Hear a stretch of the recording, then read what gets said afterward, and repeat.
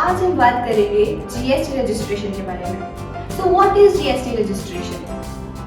Simply ये एक process है जिसके थ्रू एक बिजनेस अपने आप को जीएसटी पोर्टल पे या जीएसटी एक्ट के अंदर अपने बिजनेस को रजिस्टर करवाता है। सिंपली अगर किसी का बिजनेस है या वो गुड्स और सर्विसेज सेल या परचेज करता है तब उसके ऊपर लायबिलिटी आती है जीएसटी रजिस्ट्रेशन नंबर लेने का। नाउ द क्वेश्चन अराइजेस कि इंडिया में हमारे वो कंट्री वाइड में बहुत सारे छोटे छोटे बिजनेसेस भी हैं, तो क्या हर बिजनेस के लिए जीएसटी रजिस्ट्रेशन लेना कंपलसरी होता है? The answer is no. GST registration लेने के लिए लॉ ने कुछ लिमिट सेट करी है। अगर बिजनेस उन लिमिट्स को क्रॉस करता है तभी उसके ऊपर जीएसटी रजिस्ट्रेशन लेने की लायबिलिटी आती है।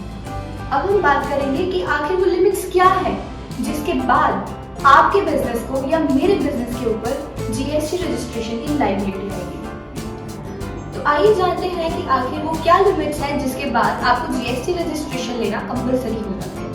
फर्स्ट, अगर आपका बिजनेस है और आप गुड्स और सर्विसेज सेल या परचेज करते हैं, उस केस में अगर आपके साल भर का टर्नओवर, एग्रीगेट टर्नओवर 40 लाख को क्रॉस कर जाता है तब आपके लिए जीएसटी रजिस्ट्रेशन कंपलसरी हो जाता है। लिमिट नंबर 2, अगर आप सर्विसेज प्रोवाइड करते हैं और उस केस में अगर आपका सालाना एग्रीगेट टर्नओवर 20 लाख को क्रॉस कर जाता है तो आपके लिए जीएसटी रजिस्ट्रेशन कंपलसरी हो जाता है। वहीं कुछ स्पेशल स्टेट्स में ये लिमिट सिर्फ 10 लाख की है और वो स्टेट्स हैं हमारे ईस्टर्नली स्टेट्स जैसे Manipuram, Mizoram, Tripura and Nagaland. Now we talk about some specific cases.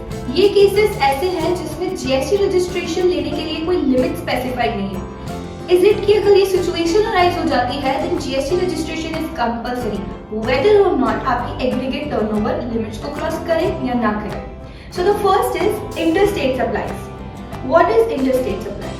अगर आप एक स्टेट से दूसरे स्टेट में गुड्स और सर्विसेज सेल और परचेज करते हैं तो उस केस में it is compulsory for you to take GST registration. Now we will talk about a second case. It is RCM. RCM is acronym for Reverse Charge Mechanism. Reverse Charge Mechanism में liability to pay tax to the government does not comes on supplier. यानी supplier पे liability नहीं होती है government को tax पे करने की। ये liability आती है recipient पे।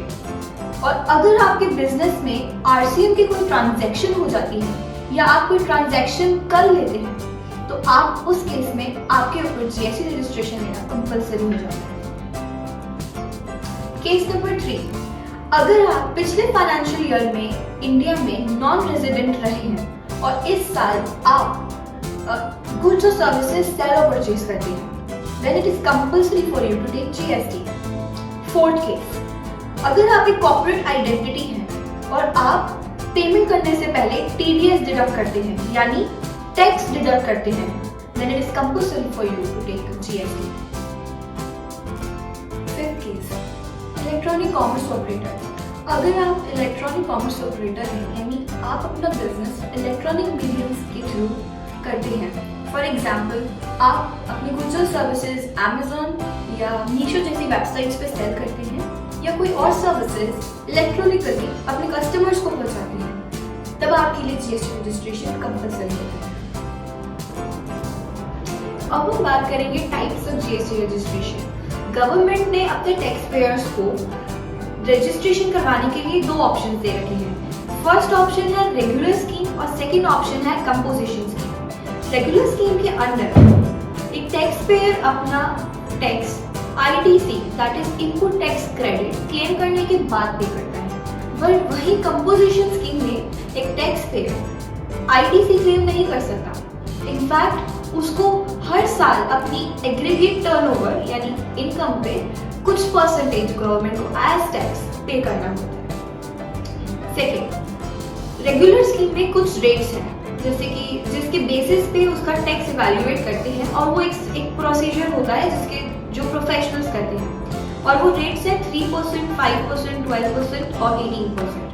बट कंपोजिशन स्कीम में ऐसा कुछ नहीं है, उसमें सिर्फ आपकी एग्रीगेट टर्नओवर पे एक स्पेसिफिक परसेंटेज लगा करके टैक्स कैलकुलेट किया जाता है। जैसे कि रेस्टोरेंट के केस में ये रेट 5% है, डीलर्स और होलसेलर्स के केस में ये रेट 1% है और सर्विस प्रोवाइडर्स के लिए ये रेट 6% है। Now the third point, returns, कि आखिर रेगुलर स्कीम में और कंपोजिशन स्कीम में रिटर्न में क्या वेरिएशन है।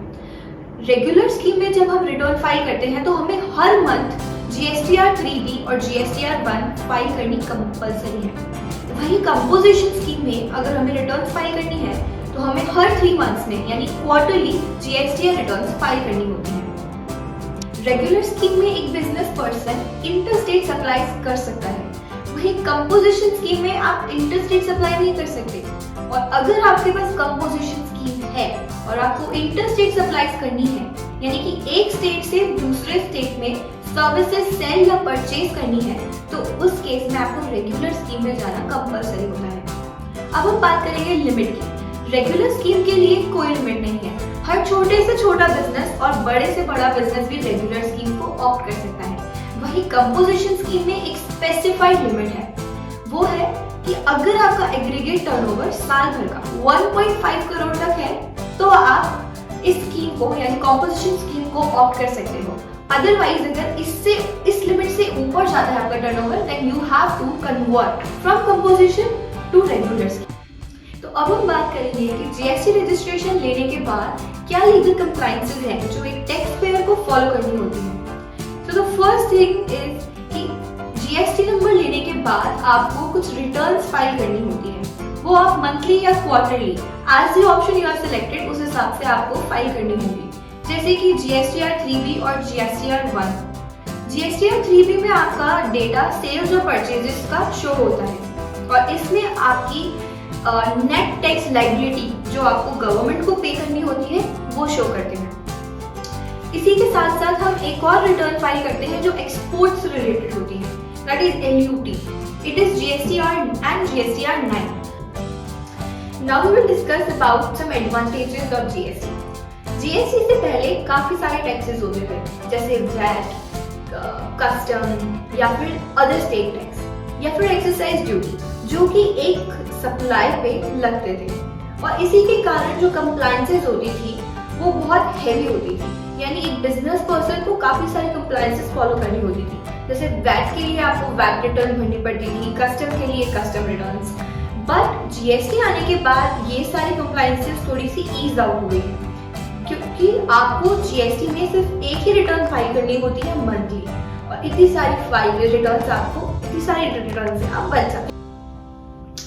So now we will discuss about advantages of GST. GST आने के बाद एक तरीके से हमारे जो लीगल कंप्लायंसेस है उनमें यूनिफॉर्मिटी आ गई है। कैसे?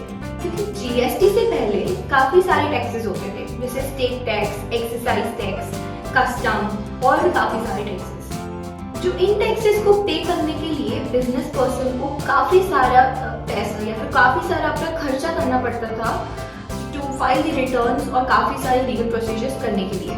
But after GST you have only one return to file and only one act to be followed, and that is GST returns. GST के आने के बाद जो आपकी टैक्स कंप्लायंसेस है उसमें काफी यूनिफॉर्मिटी आ गई है। यानी अगर आप अपने रिटर्न्स किसी एक स्टेट से फाइल करवाते हैं तो भी आप सेम ही प्रोसीजर और मेथड्स को फॉलो करेंगे, और अगर आप दूसरे स्टेट से फाइल करवाते हैं तो भी आपको सेम ही प्रोसीजर्स फॉलो करने होंगे। Now we will talk about the most important advantage of GST. That is, GST has reduced the cascading effect of tax. What is this cascading effect? ये एक simply अगर मैं layman language में बोलूँ तो cascading effect is tax on tax. ये कैसे होता था? GST से पहले काफी सारे टैक्सेस थे, जैसे स्टेट टैक्स और एक्साइज टैक्स, जैसे मैंने आपको बताया। तो इन टैक्सेस को लगाने के लिए एक टैक्स के ऊपर दूसरा टैक्स लगता था।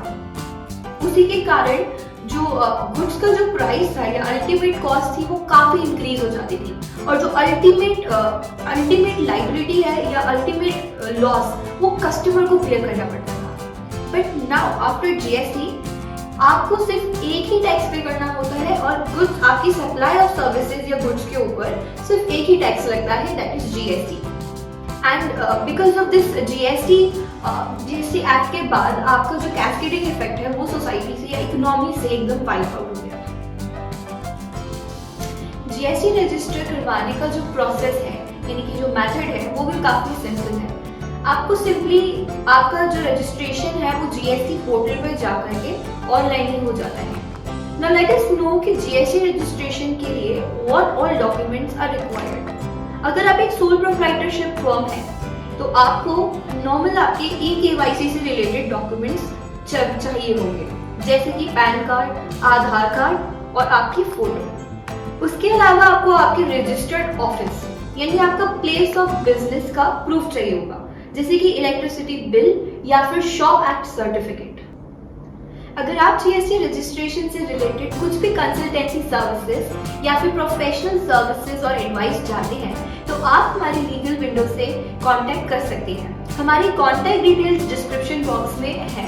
हमारी एक्सपर्ट टीम आपका जीएसटी रजिस्ट्रेशन करवाने के लिए आपकी हेल्प करेगी और आपके जीएसटी रिटर्न्स में भी आपकी कंप्लायंसेस के लिए हेल्प करेगी।